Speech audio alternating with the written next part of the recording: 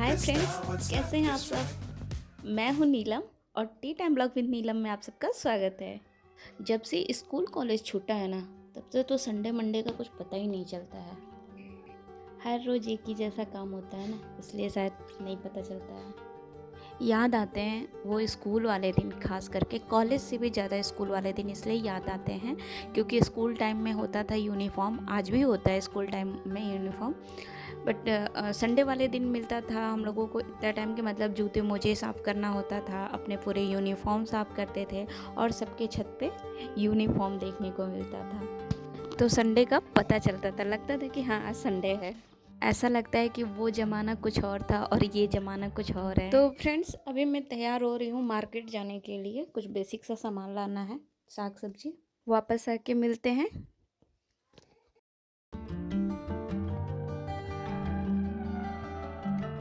Friends, मैं वापस आ गई हूँ। घर से बाहर जाने से पहले चाहे हम कितना भी काम करके जाते हों, वापस आने के बाद भी जैसे लगता है कितना सारा काम अभी पड़ा है करने को।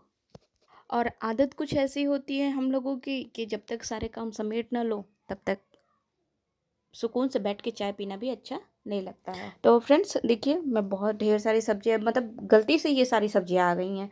मुझे इतनी सारी सब्जियों की ज़रूरत नहीं थी, बट पता नहीं कैसे ये साथ में होते हैं, तो ये भी ले लो वो भी ले लो करते करते वो कुछ ज़्यादा ही हो जाता है। तो खैर, अभी सारी सब्जियां मैं धुल के एक तरफ करूँगी, जब पानी नितर जाएगा तब मैं फ्रिज में रखूँगी। तो फ्रेंड्स, अभी जब मैं जा रही थी शाम को मार्केट, तब मैं बहुत ठीक ठाक थी और वापस आते आते मेरी तबीयत हो गई है थोड़ी नम। मुझे थोड़ा अंदर से फीवर और पूरा पेन हो रहा है बॉडी में। और खाना भी मैं बहुत हल्का बनाई हूँ। हरी सब्जी ज़्यादा आ गई है तो सबसे पहले यहीं से शुरू किया हमने।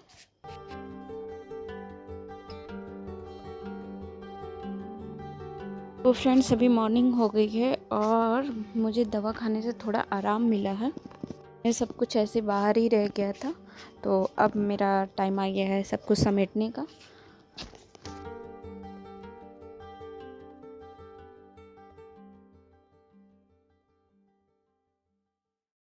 तो फ्रेंड्स, अभी हमारे बहुत बेसिक से काम हुए हैं मॉर्निंग के, क्योंकि बहुत अच्छा नहीं फील हो रहा है मेरे को। तो अभी मैं चाय ले रही हूँ और साथ में सोया मेथी है, तो मैं आज सोया मेथी और दाल बनाऊँगी, नॉर्मल खाना बनाऊँगी। और सोया मेथी से मुझे याद आया कि सोया मेथी, पहले मैं शादी से पहले हमारे यहाँ इतना ज़्यादा सोया मेथी का वो नहीं है, सोया मेथी की सब्ज़ी वगैरह नहीं बनती थी। अभी शादी के बाद जब इनके यहाँ आए हैं तो सोया मेथी बहुत ज़्यादा आता था। और सोया मेथी की सब्ज़ी बाबा को बहुत पसंद था, मतलब इनके बाबा, मेरे हस्बैंड के। क्या लगेंगे, बाबा ससुर, लेकिन मैं उनको बाबा ही बोलती थी। हाँ, तो बाबा ही ना बोलेंगे, बाबा ससुर थोड़ी ना बोलेंगे। अभी बाबा की डेथ हो गई है, बाबा को मरे हो गए हैं लगभग 2 साल। अब होता क्या है कि जब भी मैं कोई ऐसी चीज़ बनाती हूँ जो बाबा को बहुत पसंद था, तो ऐसे भी याद आती है। लेकिन अक्सर ये होता है कि जब वो इंसान हमारे बीच नहीं रहता है, तब उसके मनपसंद की कोई भी काम करो या कोई भी चीज़ बनाओ ना, तो बहुत याद आती है। और मेथी की भाजी जब भी बनाने जाती थी ना, तो बाबा को पहले अगर पता चल जाए कि हाँ नीलम मेथी की भाजी बना रही है, तो मेरे को न जाने कितनी बार, देखो उसमें ढेर सारा लहसुन डालना, हाँ लहसुन ढेर सारा डालना तभी वो अच्छा बनेगा, ऐसे बनाना। तो सही माने तो मैं यहीं आके ज़्यादातर मेथी की भाजी बनाना सीखी, और ख़ास करके बाबा से। वो कुछ चीज़ें जो थी उनको बहुत पसंद थी, तो वो बताते रहते थे मेरे को। और वैसे मैं जानबूझ के बाबा से पूछती रहती थी ताकि उनको थोड़ा अच्छा मैं लगे। बाबा से पूछी कि बाबा क्या खाएंगे, मतलब वैसे तो रोज़ मैं मम्मी से पूछती थी, मतलब अपनी सासू माँ से कि माँ आज क्या बनेगा। लेकिन एक दिन क्या हुआ कि मैं बाबा से पूछी कि बाबा क्या खाएंगे आज। तो बाबा बड़े खुश हुए और पूछे कि क्या है सब्जी में। तो उस टाइम जो कुछ भी था सब्जी मैं उनको बताई, तो उन्होंने बोला कि लौकी की भुजिया बनाओ और साथ में लिट्टी बनाओ। लिट्टी मतलब मोटी रोटी, अभी ये जो मैं बना रही हूँ।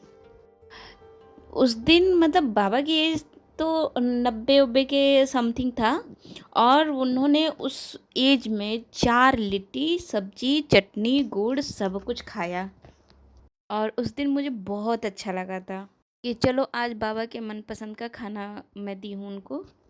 उस दिन से मुझे एक बात का एहसास हुआ कि हम जब भी खाना बनाते हैं, घर का जो सबसे ज़्यादा बुजुर्ग बड़ा होता है, उनको ध्यान में रखते हुए बनाना चाहिए। हो सके तो कभी-कभी उनसे पूछ भी लेना चाहिए कि पापा या बाबा जो भी आपके लगते हों, आज क्या खाएँगे खाने में? या माँ आज क्या खाएँगी आप खाने में? पता है बहुत खुशी मिलती है दोनों को ही, बनाने वाले को भी और खाने वाले को भी। और हमारे घर में एक बुजुर्ग को चाहता भी क्या है, समय से उसको खाना मिल जाए। और ख़ास करके अगर उससे खाना चाहे जो भी हो, मगर एक बार उनसे पूछ लिया जाए ना, तो उन्हें भी लगता है कि चलो आज भी हमारी इम्पोर्टेंस है घर में। फिर ये जो हम लोग उनके मरने के बाद श्राद्ध का ढोंग करते हैं ना, सॉरी मुझे ऐसा नहीं बोलना चाहिए, लेकिन फ्रेंड्स ये सच है, श्राद्ध की साधना उन्हीं की सफल होती है जो अपने माता पिता के जीते जी उनकी इच्छाओं का ख्याल किया हो, उनका आदर किया हो, सम्मान किया हो। क्योंकि उस दिन के बाद से मुझे इस बात का एहसास हुआ कि मम्मी से ठीक है पूछ के मैं बनाती हूँ, सब कुछ करती हूँ, बट फिर भी अभी बाबा हैं तो थोड़ा मुझे कभी कभी बाबा से भी पूछ लेना चाहिए। कि मैं ये देखी कि जब भी जैसे पापा का कुछ मन होता था तो वो भी बोल बेटा थोड़ा आज ये बनाओ ना। मम्मी का भी मन होता था तो कहती थी कि आज ये मत बनाना वो बनाना। ये भी बोलते थे, सब लोग बोलते थे, लेकिन बाबा कभी कुछ नहीं बोलते थे। लेकिन उस दिन के बाद से मैं बाबा के साथ बैठना, उनसे बातें करना, उनको क्या अच्छा लगता है खाने में। अच्छा उन्हें चाउमीन बहुत पसंद था, तो हम जब भी इनके साथ घूमने बाहर निकला करते थे तो मैं किसी के लिए कुछ लाऊं ना लाऊं, लेकिन बाबा के लिए चाउमीन ज़रूर ले आती थी। और फिर भैया उनके बाद तो उनके चेहरे की जो खुशी थी ना, देखने लायक होती थी। कोई बूढ़ा शुरू से तो बूढ़ा नहीं होता है ना, उनके बूढ़े होने में ना उनके बच्चों की जवानी और सफलताएं छिपी होती हैं।